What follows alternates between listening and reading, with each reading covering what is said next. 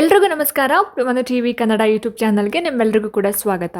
ಸ್ನೇಹಿತರೆ, ಇವತ್ತಿನ ವಿಡಿಯೋದಲ್ಲಿ ಭೂಗೋಳಶಾಸ್ತ್ರಕ್ಕೆ ಸಂಬಂಧಪಟ್ಟ ಹಾಗೆ ಒಂದಷ್ಟು ಪ್ರಮುಖ ಪ್ರಶ್ನೋತ್ತರಗಳನ್ನು ತೊಗೊಂಡು ಬಂದಿದ್ದೀನಿ.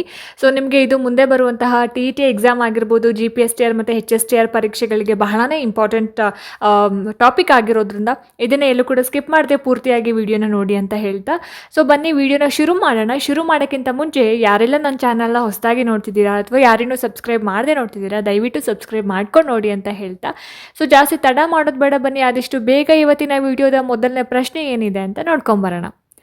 ಸ್ನೇಹಿತರೆ, ಮೊದಲನೇ ಪ್ರಶ್ನೆ ನೋಡಿ ಇಲ್ಲಿ. ಯಾವುದು ಭೂಮಿಯಲ್ಲಿನ ಅತಿ ಚಿಕ್ಕ ಖಂಡ ಅಂತ ಪ್ರಶ್ನೆ ಕೇಳಿದ್ದಾರೆ. ಯಾವುದು ಅಂತ ಹೇಳಿದ್ರೆ ಆಯ್ಕೆಗಳೇನು ಕೊಟ್ಟಿದ್ದಾರೆ?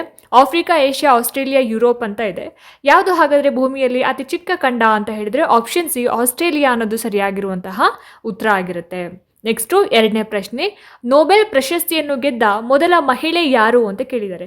ಯಾರು ನೊಬೆಲ್ ಪ್ರಶಸ್ತಿಯನ್ನು ಗೆದ್ದಂತಹ ಅಥವಾ ಪಡ್ಕೊಂಡಂತಹ ಮೊಟ್ಟ ಮೊದಲ ಮಹಿಳೆ ಅಂತ ಕೇಳಿರೋವಂಥದ್ದು. ಆಯ್ಕೆಗಳನ್ನು ನೋಡ್ತಾ ಹೋಗೋದಾದ್ರೆ Mother Teresa, Marie Curie, Florence Nightingale ಹಾಗೆ ರೋಸಲಿನ್ ಫ್ರಾಂಕ್ಲಿನ್ ಅಂತ ಇದೆ. ಸೊ ಇದಕ್ಕೆ ಸರಿಯಾದ ಉತ್ತರ ಏನಪ್ಪ ಅಂತ ಹೇಳಿದ್ರೆ ಆಪ್ಷನ್ ಬಿ ಮೇರಿ ಕ್ಯೂರಿ ಅನ್ನೋದು ಸರಿಯಾಗಿರುವಂತಹ ಉತ್ತರ ಆಗಿರುತ್ತೆ. ಇವರು ಮೇರಿ ಕ್ಯೂರಿ ಅವರು ಮೊಟ್ಟ ಮೊದಲನೇ ಬಾರಿಗೆ ನೊಬೆಲ್ ಪ್ರಶಸ್ತಿಯನ್ನು ಗೆದ್ದಂತಹ ಮಹಿಳೆ ಆಗಿದ್ರು. ನೆಕ್ಸ್ಟ್ ಮೂರನೇ ಪ್ರಶ್ನೆ, ಸ್ವಾಭಾವಿಕವಾಗಿ ಪತ್ತೆಯಾದ ಅತಿ ಉದ್ದವಾದ ಅಣು ಸಂಖ್ಯೆಯು ಯಾವ ಅಂಶಕ್ಕೆ ಸೇರಿದ್ದು ಅಂತ ಪ್ರಶ್ನೆ ಕೇಳಿದ್ದಾರೆ. ಸೊ ಇದಕ್ಕೆ ಸರಿಯಾದ ಉತ್ತರ ಏನು ಹಾಗಾದರೆ? ಆಪ್ಷನ್ಸ್ ನೋಡಿ ಇಲ್ಲಿ. Option A uranium, option B plutonium, option C thorium, option D neptunium ಅಂತ ಇದೆ. ಸೊ ಇದಕ್ಕೆ ಸರಿಯಾದ ಆನ್ಸರ್ ಏನಪ್ಪ ಅಂದರೆ ಆಪ್ಷನ್ ಎ ಯುರೇನಿಯಂ ಅನ್ನೋದು ಸರಿಯಾಗಿರುವಂತಹ ಆನ್ಸರ್ ಆಗಿರುತ್ತೆ. ನೆಕ್ಸ್ಟು ನಾಲ್ಕನೇ ಪ್ರಶ್ನೆ, ಕೆನಡಾದ ರಾಜಧಾನಿ ಯಾವುದು ಅಂತ ಕೇಳಿದ್ದಾರೆ. ಕೆನಡಾ ಅಥವಾ ಕ್ಯಾನಡಾ ಅಂತ ಹೇಳ್ತೀವಲ್ಲ, ಸೊ ಕೆನಡಾದ ರಾಜಧಾನಿ ಯಾವುದಿದೆ ಅಂತ. ಸೊ ಇದಕ್ಕೆ ಸರಿಯಾದ ಆನ್ಸರ್ ಏನು ಹಾಗಾದರೆ? ಸ್ಕ್ರೀನ್ ಮೇಲೆ ನೋಡ್ತಾ ಇದ್ರಿ, 4 ಆಯ್ಕೆಗಳನ್ನು ಕೊಟ್ಟಿದ್ದಾರೆ. ಈ 4 ಆಯ್ಕೆಗಳಲ್ಲಿ ಸರಿಯಾದ ಉತ್ತರ ಏನಪ್ಪ ಅಂತ ಹೇಳಿದ್ರೆ ಆಪ್ಷನ್ ಬಿ ಒಟೋವಾ ಅನ್ನೋದು ಸರಿಯಾಗಿರುವಂತಹ ಉತ್ತರ ಆಗಿರುತ್ತೆ. ಒಟೋವಾ ಕೆನಡಾದ ರಾಜಧಾನಿ ಆಗಿರೋವಂಥದ್ದು. ಇನ್ನು ನೆಕ್ಸ್ಟು 5ನೇ ಪ್ರಶ್ನೆ, ಯಾವ ದೇಶವು ಸಮುದ್ರ ತೀರಕ್ಕೆ ನೇರ ಪ್ರವೇಶವಿಲ್ಲದೆ ಇದೆ ಅಂತ ಪ್ರಶ್ನೆ ಕೇಳಿದ್ದಾರೆ. ಸೊ ಏನಿರ್ಬೋದು ಆನ್ಸರ್ ಹಾಗಾದರೆ ಇದಕ್ಕೆ? ಆಪ್ಷನ್ಸ್ ನೋಡಿಲಿ, ಥೈಲ್ಯಾಂಡ್, ಬೋವಿಲಿಯಾ, ಬ್ರೆಜಿಲ್, ಅರ್ಜೆಂಟೈನಾ ಅಂತ ಇದೆ. ಯಾವ ದೇಶ ಸಮುದ್ರಕ್ಕೆ ನೇರವಾಗಿ ಪ್ರವೇಶ ಪಡ್ಕೊಳ್ಳೋದಿಲ್ಲ ಅಥವಾ ಪ್ರವೇಶ ಇಲ್ಲದೆ ಇರುವಂತಹ ಒಂದು ದೇಶ ಅಂತಂದರೆ ಆಪ್ಷನ್ ಬಿ ಬೋವಿಲಿಯಾ ಅನ್ನೋದು ಸರಿಯಾಗಿರುವಂತಹ ಉತ್ತರ ಆಗಿರುತ್ತೆ. ನೆಕ್ಸ್ಟು 6ನೇ ಪ್ರಶ್ನೆ, ಯಾವ ಕಂಪನಿಯು ಮೊದಲ ವೈಯಕ್ತಿಕ ಕಂಪ್ಯೂಟರನ್ನು ಪರಿಚಯಿಸಿತು ಅಥವಾ ರಚನೆ ಮಾಡಿತು ಅಂತ ಕೇಳಿರೋವಂಥದ್ದು. ಯಾವುದು ಅಂತ ಹೇಳಿದ್ರೆ ಇಲ್ಲಿ ನೋಡಿ, ಇಲ್ಲಿ 4 ಆಯ್ಕೆಗಳನ್ನ ಕೊಟ್ಟಿದ್ದಾರೆ. IBM, ಮೈಕ್ರೋಸಾಫ್ಟ್, ಆ್ಯಪಲ್, ಹೆಲ್ಯುವೇಟ್, ಪ್ಯಾಕರ್ಡ್ ಅಂತ ಇದೆ. ಸೊ ಏನಿರ್ಬೋದು ಆನ್ಸರ್ ಹಾಗಾದರೆ ಇದಕ್ಕೆ? ಆಪ್ಷನ್ ಸಿ ಆ್ಯಪಲ್ ಅನ್ನೋದು ಸರಿಯಾಗಿರುವಂತಹ ಉತ್ತರ ಆಗಿರುತ್ತೆ. 7ನೇ ಪ್ರಶ್ನೆ, ವಿಶ್ವದ ಅತಿ ಹೆಚ್ಚು ಕಾಫಿ ಉತ್ಪಾದಕ ದೇಶ ಯಾವುದು ಅಂತ ಕೇಳಿರೋವಂಥದ್ದು. ವಿಶ್ವದಲ್ಲಿಯೇ ಅತಿ ಹೆಚ್ಚು ಕಾಫಿಯನ್ನು ಯಾವ ದೇಶದಲ್ಲಿ ಉತ್ಪಾದನೆ ಮಾಡ್ತಾರೆ ಅಂತ. ಸೊ ನೋಡಿ ಇಲ್ಲಿ ಆಯ್ಕೆಗಳು ಕೊಲಂಬಿಯಾ, ಇಥಿಯೋಪಿಯಾ, ಬ್ರೆಜಿಲ್, ವಿಯೆಟ್ನಾಂ ಅಂತ ಇದೆ. ಸೊ ಆಪ್ಷನ್ ಸಿ ಏನಿದೆ ಬ್ರೆಜಿಲ್ ಅನ್ನೋದು ಸರಿಯಾಗಿರುವಂತಹ ಉತ್ತರ ಆಗಿರುತ್ತೆ. ಬ್ರೆಜಿಲ್ನಲ್ಲಿ ಇಡೀ ಪ್ರಪಂಚದಲ್ಲಿ ಕಂಪೇರ್ ಮಾಡಿದ್ರೆ ಬ್ರೆಜಿಲ್ನಲ್ಲಿ ಅತಿ ಹೆಚ್ಚು ಕಾಫಿಯನ್ನು ಉತ್ಪಾದನೆ ಮಾಡ್ತಕ್ಕಂತಹ ಒಂದು ದೇಶ ಬ್ರೆಜಿಲ್. ಸೊ ಹಾಗಾಗಿ ಆಪ್ಷನ್ ಸಿ ಬ್ರೆಜಿಲ್ ಅನ್ನೋದು ಸರಿಯಾದ ಆನ್ಸರ್ ಆಗಿರುತ್ತೆ. ನೆಕ್ಸ್ಟು 7ನೇ ಪ್ರಶ್ನೆ, ಯಾವ ಗ್ರಹವನ್ನು ಕೆಂಪು ಗ್ರಹ ಎಂದು ಕರೆಯಲಾಗುತ್ತದೆ ಅಂತ ಪ್ರಶ್ನೆ ಕೇಳಿದ್ದಾರೆ. ಸೊ ಯಾವ ಪ್ಲಾನೆಟನ್ನು ಅಥವಾ ಯಾವ ಗ್ರಹವನ್ನು ನಾವು ರೆಡ್ ಪ್ಲಾನೆಟ್ ಅಥವಾ ಕೆಂಪು ಗ್ರಹ ಅಂತ ಹೇಳಿ ಕರಿತೀವಿ ಹಾಗಾದರೆ? ಆಯ್ಕೆಗಳನ್ನು ನೋಡಿ, ವೀನಸ್, ಭೂಮಿ, ಮಂಗಳ ಮತ್ತು ಗುರು ಅಂತ ಇದೆ. ಸೊ ಈ ಇಷ್ಟು ಆಯ್ಕೆಗಳಲ್ಲಿ ಸರಿಯಾದ ಉತ್ತರ ಏನಪ್ಪ ಅಂತ ಹೇಳಿದ್ರೆ ಮಂಗಳ ಅನ್ನೋದು ಸರಿಯಾಗಿರುವಂತಹ ಉತ್ತರ. ಮಂಗಳ ಗ್ರಹವನ್ನು ನಾವು ಕೆಂಪು ಗ್ರಹ ಅಂತ ಹೇಳಿ ಕರೆಯುವಂಥದ್ದು. ನೆಕ್ಸ್ಟು 9ನೇ ಪ್ರಶ್ನೆ, ಗ್ರೇಟ್ ಬ್ಯಾರಿಯರ್ ರೀಫ್ ಯಾವ ದೇಶದ ಕರಾವಳಿಯಲ್ಲಿ ಇದೆ ಅಂತ ಕೇಳಿದ್ದಾರೆ. ಗ್ರೇಟ್ ಬ್ಯಾರಿಯರ್ ರೀಫ್ ಅನ್ನೋದು ಯಾವ ಒಂದು ದೇಶದ ಕರಾವಳಿಯಲ್ಲಿ ಕಂಡು ಬರುತ್ತೆ ಅಂತಕ್ಕಂಥದ್ದು. ಸೊ ದಕ್ಷಿಣ Africa, United States, Australia, Indonesia. So ಈ ಒಂದು ಗ್ರೇಟ್ ಬ್ಯಾರಿಯರ್ ರೀಫ್ ಅಂತಕ್ಕಂಥದ್ದು ಆಪ್ಷನ್ ಸಿ ಆಸ್ಟ್ರೇಲಿಯಾದಲ್ಲಿ ಕಂಡು ಬರುವಂಥದ್ದು. ಹಾಗಾಗಿ ಆಪ್ಷನ್ ಸಿ ಆಸ್ಟ್ರೇಲಿಯಾ ಅನ್ನೋದು ಸರಿಯಾದ ಆನ್ಸರ್ ಆಗಿರುತ್ತೆ. ನೆಕ್ಸ್ಟು 10ನೇ ಪ್ರಶ್ನೆ, USA ಪ್ರಥಮ ರಾಷ್ಟ್ರಪತಿ ಯಾರು ಅಂತ ಕೇಳಿದೆ. USA ಅಂತಂದರೆ America, United States of America. So ಇದರ ಒಂದು ಮೊಟ್ಟ ಮೊದಲನೇ ರಾಷ್ಟ್ರಪತಿ ಯಾರು ಅಥವಾ ಮೊದಲ ರಾಷ್ಟ್ರಪತಿ ಯಾರು ಅಂತ ಪ್ರಶ್ನೆ ಕೇಳಿರೋದ್ರಿಂದ ಆಪ್ಷನ್ಸ್ ನೋಡಿ ಇಲ್ಲಿ. Option A, B, C, D 4 ಆಯ್ಕೆಗಳಲ್ಲಿ ಆಪ್ಷನ್ ಎ ಜಾರ್ಜ್ ವಾಷಿಂಗ್ಟನ್ ಅನ್ನೋದು ಸರಿಯಾಗಿರುವಂತಹ ಉತ್ತರ. USA ಪ್ರಥಮ ರಾಷ್ಟ್ರಪತಿ ಜಾರ್ಜ್ ವಾಷಿಂಗ್ಟನ್. ನೆಕ್ಸ್ಟು ಮುಂದಿನ ಪ್ರಶ್ನೆ, ನವಿಲು ತೀರ್ಥದ ಬಳಿ ಯಾವ ನದಿಗೆ ಅಣೆಕಟ್ಟನ್ನು ಕಟ್ಟಿದ್ದಾರೆ ಅಂತ ಕೇಳಿದ್ದಾರೆ. ನವಿಲು ತೀರ್ಥದ ಹತ್ರ ಯಾವ ಒಂದು ನದಿಗೆ ಅಣೆಕಟ್ಟನ್ನು ಕಟ್ಟಿರೋ ಅಂಥದ್ದು ಅಂತ. ತುಂಗಭದ್ರಾ, ಘಟಪ್ರಭಾ, ಕಾವೇರಿ ಹಾಗೆ ಮಲಪ್ರಭಾ ಅಂತ ಇದೆ. ಯಾವ ನದಿಗೆ ಏನು ಅಣೆಕಟ್ಟನ್ನು ಕಟ್ಟಿದ್ದಾರೆ ಈ ಒಂದು ನವಿಲು ತೀರ್ಥದ ಬಳಿ ಅಂತಂದರೆ ಆಪ್ಷನ್ ಡಿ ಮಲಪ್ರಭಾ ಅನ್ನೋದು ಸರಿಯಾಗಿರುವಂತಹ ಉತ್ತರ ಆಗಿರುತ್ತೆ. ಮಲಪ್ರಭಾದ ಬಳಿ ಏನು ಮಾಡಿದ್ದಾರೆ, ಅಣೆಕಟ್ಟನ್ನು ಕಟ್ಟಿರೋ ಅಂಥದ್ದು.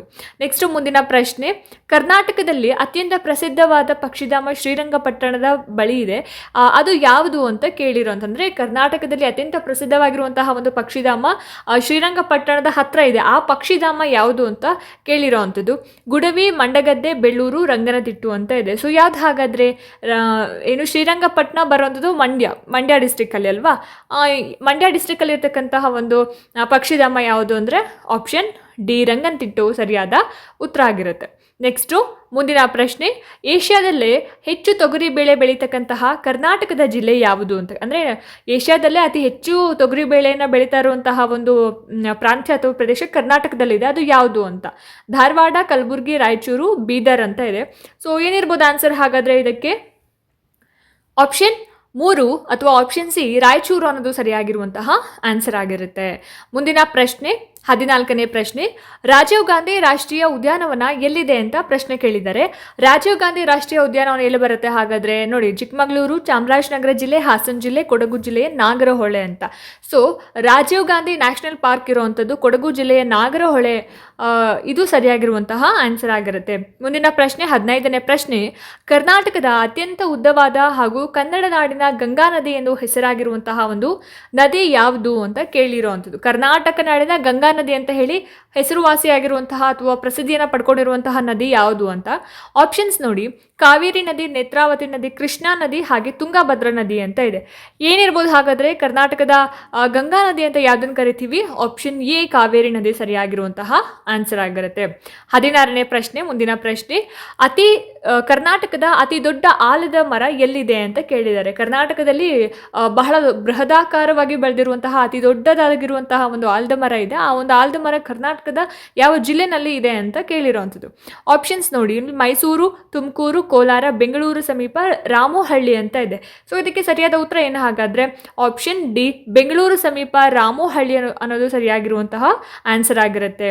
ಮುಂದಿನ ಪ್ರಶ್ನೆ 17ನೇ ಪ್ರಶ್ನೆ, ಏಷ್ಯಾದಲ್ಲಿ ಅತ್ಯಂತ ಎತ್ತರವಾದ ಜಲಪಾತ ಕರ್ನಾಟಕದಲ್ಲಿ ಇದೆ, ಅದು ಕರ್ನಾಟಕದ ಯಾವ ಜಿಲ್ಲೆನಲ್ಲಿ ಇದೆ, ಯಾವ ಜಲಪಾತ ಅಂತ ಕೇಳಿರೋವಂಥದ್ದು. ಆಪ್ಷನ್ಸ್ ನೋಡಿ, ಗೋಕಾಕ್ ಜಲಪಾತ, ಶಿಂಷಾ ಜಲಪಾತ, ಉಂಚಳ್ಳಿ ಜಲಪಾತ, ಜೋಗ ಜಲಪಾತ ಅಂತ ಇದೆ. ಸೊ ಇದಕ್ಕೆ ಸರಿಯಾದ ಉತ್ತರ ಏನಪ್ಪಾ ಅಂತ ಹೇಳಿದ್ರೆ ಆಪ್ಷನ್ ಡಿ ಜೋಗ ಜಲಪಾತ ಅನ್ನೋದು ಸರಿಯಾಗಿರುವಂತಹ ಆನ್ಸರ್ ಆಗಿರುತ್ತೆ. ಮುಂದಿನ ಪ್ರಶ್ನೆ 18ನೇ ಪ್ರಶ್ನೆ, ಕರ್ನಾಟಕದಲ್ಲಿ ಅತಿ ಹೆಚ್ಚು ಮಳೆ ಬೀಳುವಂತಹ ಒಂದು ಪ್ರದೇಶ ಅಥವಾ ಪ್ರಾಂತ್ಯ ಯಾವುದು ಅಂತ ಕೇಳಿರುವಂಥದ್ದು. ಎಲ್ಲಿ ಕರ್ನಾಟಕದ ಯಾವ ಪ್ರಾಂತ್ಯದಲ್ಲಿ ಅತಿ ಹೆಚ್ಚು ಮಳೆ ಆಗುವಂಥದ್ದು ಅಂತ. ಸೊ ಆಯ್ಕೆಗಳನ್ನ ನೋಡೋದಾದ್ರೆ option A Karwar, option B Bengaluru, option C Agumbe, option D Sirsi ಅಂತ ಇದೆ. ಸೊ ಇದಕ್ಕೆ ಸರಿಯಾದ ಉತ್ತರ ಏನು ಹಾಗಾದರೆ ಆಪ್ಷನ್ ಸಿ ಆಗುಂಬೆ ಅನ್ನೋದು ಸರಿಯಾಗಿರುವಂತಹ ಆನ್ಸರ್ ಆಗಿರುತ್ತೆ. ಮುಂದಿನ ಪ್ರಶ್ನೆ 19ನೇ ಪ್ರಶ್ನೆ, ಕಾವೇರಿ ನದಿಯ ಉಗಮ ಸ್ಥಾನ ಯಾವುದು ಅಂತ ಕೇಳಿರುವಂಥದ್ದು. ಕಾವೇರಿ ನದಿ ಎಲ್ಲಿ ಹುಟ್ಟುತ್ತೆ ಅಥವಾ ಅದರ ಒಂದು ಜನನ ಸ್ಥಾನ ಅಥವಾ ಉಗಮ ಸ್ಥಾನ ಯಾವುದು ಅಂತ. ಆಪ್ಷನ್ಸ್ ನೋಡಿ, ಇಲ್ಲಿ ತಲಕಾವೇರಿ, ಭಾಗಮಂಡಲ, ಕೃಷ್ಣ, ತಲಕಾಡು ಅಂತ ಇದೆ. ಸೊ ಇಲ್ಲಿ ಕಾವೇರಿ ನದಿಯ ಉಗಮ ಸ್ಥಾನ ಅಂತ ಬಂದಾಗ ಆಪ್ಷನ್ ಎ ತಲಕಾವೇರಿ ಅನ್ನೋದು ಸರಿಯಾಗಿರುವಂತಹ ಉತ್ತರ ಆಗುತ್ತೆ. ಈ ಒಂದು ತಲಕಾವೇರಿಯಲ್ಲಿ ಕಾವೇರಿ ನದಿ ಉಗಮ ಆಗುವಂಥದ್ದು. ನೆಕ್ಸ್ಟು ಕೊನೆಯ ಪ್ರಶ್ನೆ 20ನೇ ಪ್ರಶ್ನೆ, ಕರ್ನಾಟಕದಲ್ಲಿ ಇರುವಂತಹ ಅತಿ ದೊಡ್ಡ ಬಂದರು ಯಾವುದು ಅಂತ ಪ್ರಶ್ನೆ ಕೇಳಿರುವಂಥದ್ದು. ಸೊ ಇದಕ್ಕೆ ಸರಿಯಾದ ಉತ್ತರ ಏನಪ್ಪಾ ಅಂತ ಹೇಳಿದ್ರೆ ಆಯ್ಕೆಗಳನ್ನ ನೋಡ್ಬಿಡೋಣ. ಕಾರವಾರ, ಮಲ್ಪೆ, ನವಮಂಗಳೂರು ಬಂದರು ಹಾಗೆಯೇ ಉಡುಪಿ ಅಂತ ಇದೆ. ಸೊ ಸರಿಯಾದ ಉತ್ತರ ಏನು ಹಾಗಾದರೆ ಕರ್ನಾಟಕದಲ್ಲಿ ಇರತಕ್ಕಂತಹ ಅತಿ ದೊಡ್ಡ ಬಂದರು ಅಂತ ಅಂದರೆ ಆಪ್ಷನ್ ಸಿ ನವಮಂಗಳೂರು ಬಂದರು ಕರ್ನಾಟಕದ ಅತಿ ದೊಡ್ಡ ಬಂದರು ಅಂತ ಹೇಳ್ಬೋದು. ಸೊ ನೋಡಿದ್ರಲ್ಲ ಸ್ನೇಹಿತರೆ, ಇದಾಗಿತ್ತು ಇವತ್ತಿನ ಭೂಗೋಳಶಾಸ್ತ್ರಕ್ಕೆ ಸಂಬಂಧಪಟ್ಟ ಹಾಗೆ ಒಂದಷ್ಟು ಪ್ರಮುಖ ಪ್ರಶ್ನೋತ್ತರಗಳು. ಐ ಹೋಪ್ ಈ ವಿಡಿಯೋ ನಿಮಗೆ ಇಷ್ಟ ಆಗಿದೆ ಅಂತ ಭಾವಿಸ್ತೀನಿ, ಅನುಕೂಲ ಆಗಿದೆ ಅಂತ ಕೂಡ ಅಂದ್ಕೊಳ್ತೀನಿ. ಇಷ್ಟ ಆಯಿತು ಅಂತಂದರೆ ದಯವಿಟ್ಟು ಲೈಕ್ ಮಾಡಿ, ಶೇರ್ ಮಾಡಿ, ಹಾಗೆ ನಿಮ್ಮ ಅನಿಸಿಕೆ ಅಭಿಪ್ರಾಯಗಳು ಏನೇ ಇದ್ರೂ ಕೂಡ ನನಗೆ ಕಾಮೆಂಟ್ ಸೆಕ್ಷನಲ್ಲಿ ತಿಳಿಸಿ ಅಂತ ಹೇಳ್ತಾ, ಇದೇ ರೀತಿ ಹೆಚ್ಚಿನ ವೀಡಿಯೋಸ್ಗಳಿಗೋಸ್ಕರ ನಿರಂತರವಾಗಿ ನನ್ನ ಚಾನಲನ್ನು ನೋಡ್ತಾ ಇರಿ. ಮುಂದಿನ ವೀಡಿಯೋಸ್ಗಳಲ್ಲಿ ನಾನು ನಿಮಗೆ ಸಿಗ್ತೀನಿ. ಅಲ್ಲಿ ತನಕ ಎಲ್ರಿಗೂ ನಮಸ್ಕಾರ.